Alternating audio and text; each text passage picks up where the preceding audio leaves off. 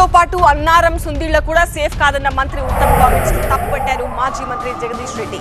ఇప్పటికే 150 టీఎంసీల నీటిని ఎత్తిపోయకుండా ప్రభుత్వం నిర్లక్ష్యం చేసిందని విమర్శించారు. ఉత్తమ్ విమర్శలు, వాటికి జగదీష్ రెడ్డి కౌంటర్లు ఇప్పుడు చూద్దాం. ఈ కాళేశ్వరం ప్రాజెక్టు డిజైన్ లో కానీ నిర్మాణంలో కానీ ఓఎండంలో కానీ లోపభూయిష్టంగా జరిగింది. అందుకోసమే ఇది కూలిపోయింది. ఆ 3 బ్యారేజెస్ల ఫౌండేషన్ కూడా నాణ్యత లేదు, క్వాలిటీ లేదు, రాంగ్ టెక్నాలజీ అని చెప్పి స్పష్టంగా జాతీయ స్థాయిలో ఈ డ్యామ్స్ అండ్ బ్యారేజెస్ లో ఒక వేరే లెవెల్లో ఉన్న ఎక్స్పర్ట్స్ అందరూ నేషనల్ డ్యామ్ సేఫ్టీ అథారిటీ కింద లిఖితపూర్వకంగా ఇచ్చారు.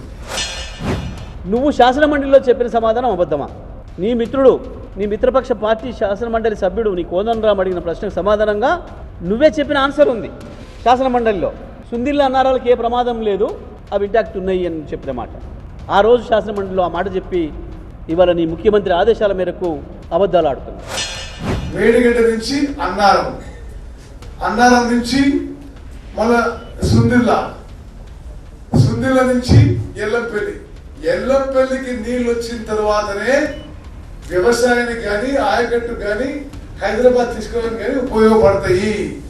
మేడిగడ్డలో నీళ్లున్నా, అన్నారంలో నీళ్లున్నా, సుందిలో నీళ్లున్నా అది నేరుగా వ్యవసాయానికి కానీ ఇతర విషయాలకు కానీ మరి పనికిరావు అనే విషయం. ఇది డిజైన్ లో వాళ్ళు చేసిన డిజైన్. ఇది వాస్తవానికి మేము చెప్పిన మొదటి రోజు నుంచే కనుక కన్నెపల్లి దగ్గర నీళ్ళు ఎత్తడం మీరు ప్రారంభిస్తే ఈ పాటికి ఆ 7 జిల్లాలలో ప్రతి చెరువు నిండా నీళ్లు ఉండేది, ప్రతి చెరువు మత్తడి దునికేది. అది సూర్యాపేట, అది తుంగతుర్తి, అది వరంగల్ జిల్లానా, కరీంనగర్ జిల్లానా, మెదక్ జిల్లానా, నిజామాబాద్, ఎక్కడైనా సరే ఒక్క చెరువు కూడా ఇవాళ అట్లా ఎండిపోయి కనపడకపోతుంది.